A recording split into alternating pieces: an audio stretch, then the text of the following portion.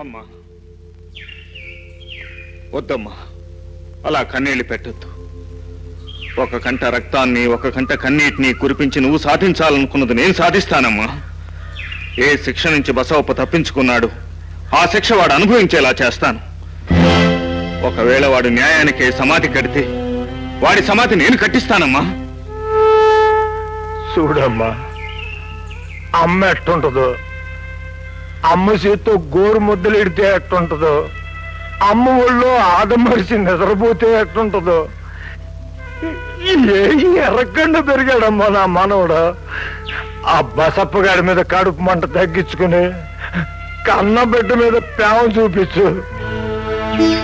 మావయ్య గారు, నా పగని తన పగగా మార్చుకుని ఆ నీచుడిని ఉరికంబం ఎక్కిస్తానని నా బిడ్డన్న మరుక్షణంలోనే నా మనసులోని పాషాణం కరిగిపోయింది. ఇక నుంచి ఈ బిడ్డకి మాతృమూర్తిగానే మిగిలిపోతాను. అమ్మా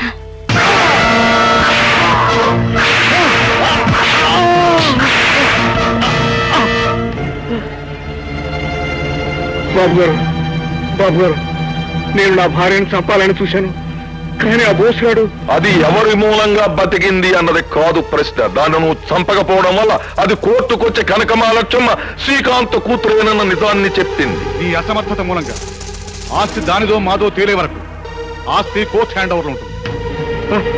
నువ్వు చెయ్యలేని పని నేను చేస్తున్నా. బాబు గారు, నన్ను చంపొద్దు. నీ కోసం కట్టుకున్న పెళ్ళాన్ని కూడా చంపలేకపోయావు, అందుకే చస్తున్నావు. బాబు గారు, మీ ఆస్తి గడ్డల్లా కనకమహాలక్ష్మిగా అది ఎట్టగా నా కూతురు కాదు. ఇంకో అవకాశం ఇప్పిస్తే ఇప్పుడు దాన్ని చంపేస్తాను. ఆల్ రైట్, మరో 2 రోజుల్లో నా ఫ్యాక్టరీని హ్యాండ్ ఓవర్ చేసుకోవడానికి కోర్టు కమిషనర్ వస్తున్నాడు. ఈలోగా నువ్వు కనకమహాలక్ష్మిని చంపేస్తే ఆస్తిని క్లెయిమ్ చేయడానికి మనిషి ఉండడు. అలాగే బాబు.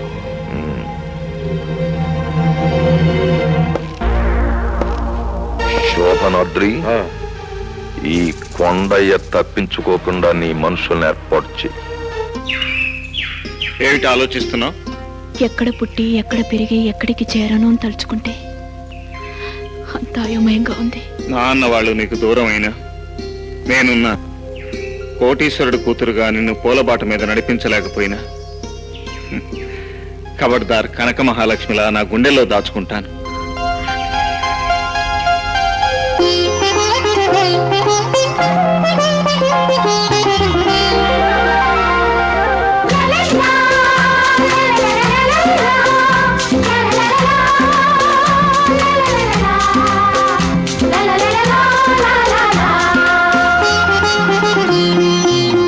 రాణివాసానవో రామచిలక, రాణివాసానవో రామచిలక, నీ బుగ్గలో పులకింతనై, నీ సిగ్గులో గిలిగింతనై, నిలువెల్ల ముట్టాడ నా ముద్దునై.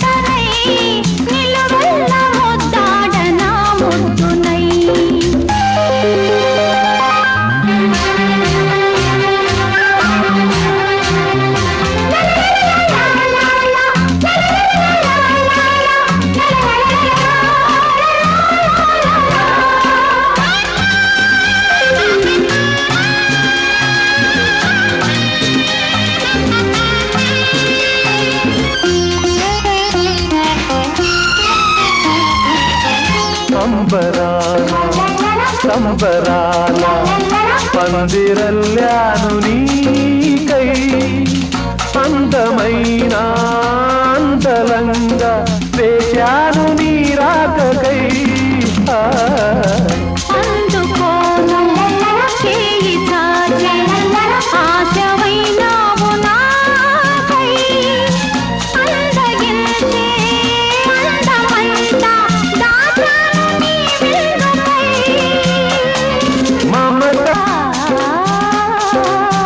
రాణి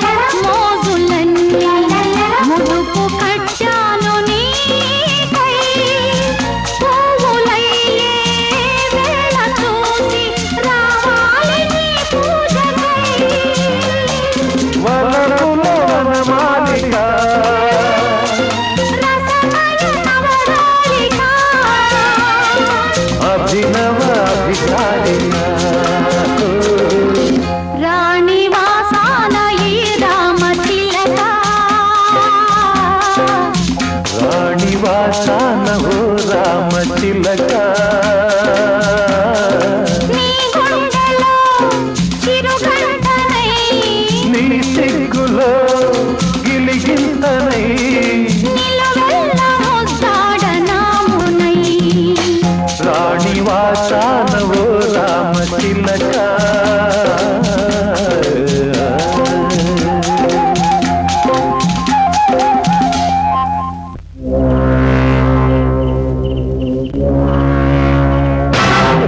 నమస్కారం అండి.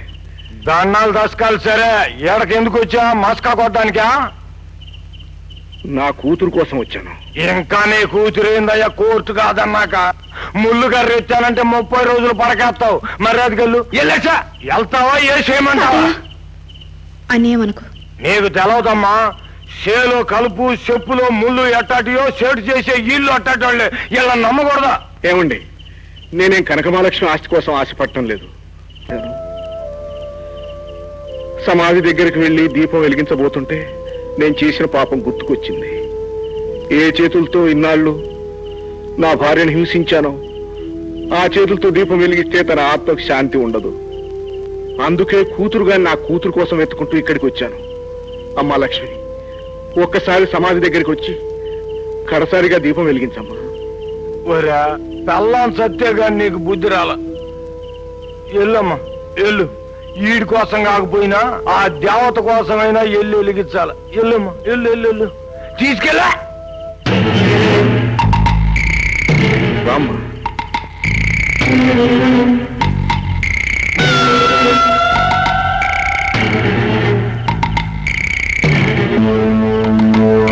ఇదేనమ్మా మీ అమ్మ సమాధి.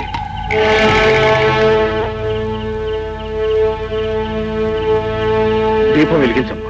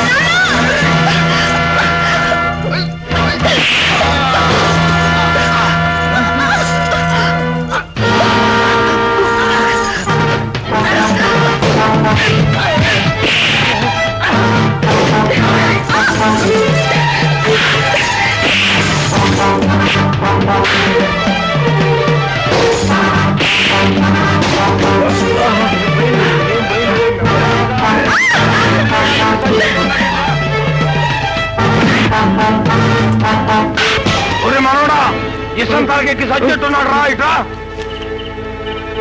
కొట్టు.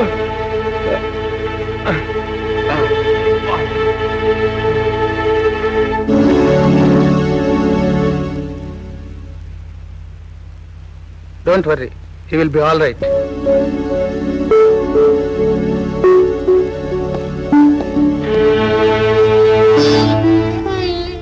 అమ్మా, నీ ఉసురు పోసుకోవాలని చూసి నాకు ఊపిరిపోయించావమ్మా. నువ్వెంత కసాయపడివైనా చిన్నాళ్ళు నన్ను పెంచిన తండ్రివి కదా నాన్న. వద్దమ్మా, తండ్రి అనే మాటకే రోత పుట్టించిన మనిషినమ్మా నేను. నన్ను నాన్న అని పిలిస్తే నువ్వు రాక్షసుడు బిడ్డవైపోతావమ్మా. కొండయ్య, ఇంతకాలం నువ్వు ఎదుటి వాళ్ళ రక్తాన్ని కళ్ళ చూశావు. ఇప్పుడు కంటి నిండా నీళ్లు పెట్టుకున్నావు. అదే నీలో పశ్చాత్తాపాన్ని చూపిస్తోంది. బోసు బాబు, నువ్వు నన్ను బతికించావు. నేను మీ అమ్మ నమ్మకాన్ని బతికిస్తాను. ఆ బసవప్ప చేసిన హత్యలకు, చేయించిన దుర్మార్గాలన్నిటికీ నేనే ప్రత్యక్ష సాక్ష్యం. వాళ్ళని పోలీసులకు చెప్పేస్తాను. ఈ నెల 30వ తారీఖున శ్రీకాంత్ గారి హత్య కేసులో ఎంక్వైరీ జరుగుతుంది. వేగంగా సాక్ష్యం చెప్పబోతున్నట్టు గానీ అతనికి తెలియకూడదు. అయ్యా, కనకమహాలక్ష్మ తప్పించుకుంది. కొండే కూలిపోయేట్టు ఉన్నాడు. తమ కొంప కూడా కూలిపోతుందేమోనన్న డౌట్. బసవప్ప చేసిన అన్యాయాలన్నీ వివరించి చెప్పాలి. నేను లేడే. రైతుల్ని తీసుకెళ్లేంత మాత్రాన ఆ బసవప్ప ఫ్యాక్టరీని వదిలిపెడతాడా? అవును బాబు, వాడు రక్తం రుచి మరిగిన పూలు.